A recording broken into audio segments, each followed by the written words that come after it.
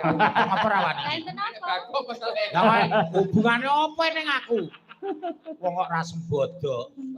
Wedine ngopo? Cuma drama kok. Angel-angel ya dibayar ngono ae.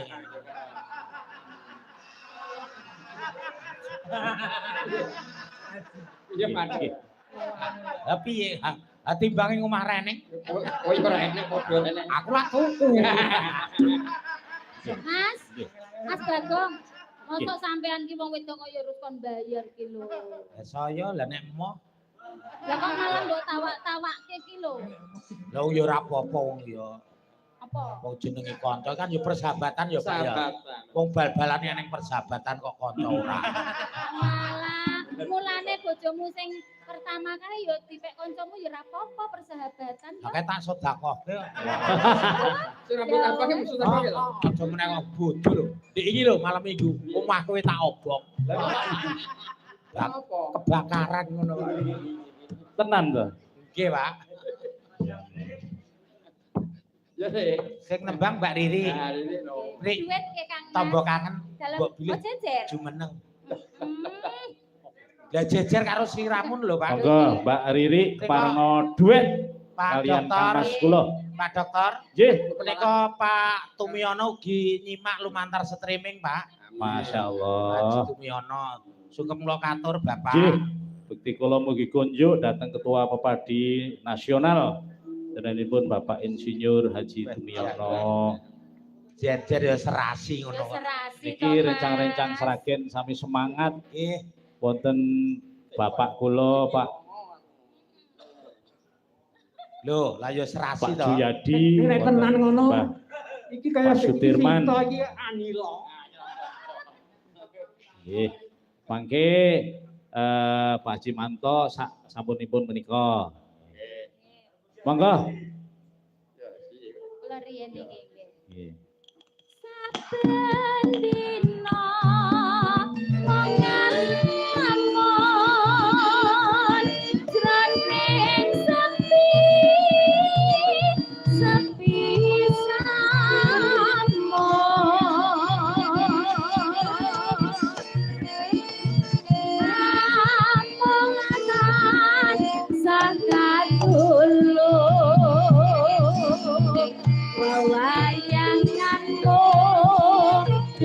Kang Mas wong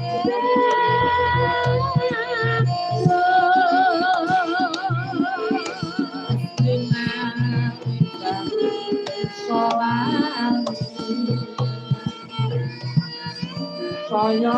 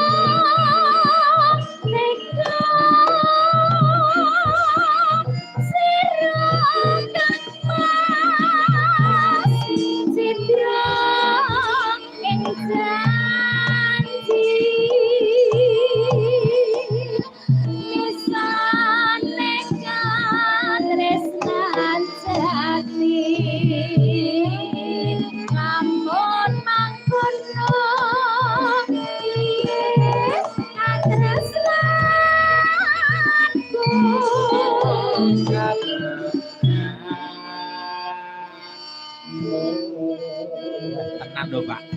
Nang syutingane TV aku nonton jenengan kali Mbak Riri jan Iya, Mas. serasi tenan.